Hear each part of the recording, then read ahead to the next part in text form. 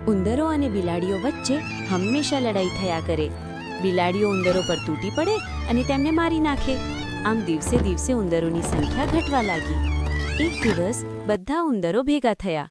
તેમણે વિચાર્યું, આ રીતે તો બિલાડીઓ બધા ઉંદરોને મારી નાખશે. આપણે કંઈક કરવું જોઈએ. એટલે તેમણે નક્કી કર્યું કે ઉંદરોના સેનાપતિઓ હોવા જોઈએ. જે ઉંદરડાઓ લડવામાં જબરા હોય તે બીજા ઉંદરોને શીખવે અને લડાઈ વખતે પણ આગળ રહે. આમ ઉંદરોની સેનાઓ બની. દરેક સેનાનો એક સેનાપતિ. પણ સેનાપતિને ઓળખવો શી રીતે? એટલે તેમણે સેનાપતિને લાલ ટોપા પહેરાવવાનું નક્કી કર્યું.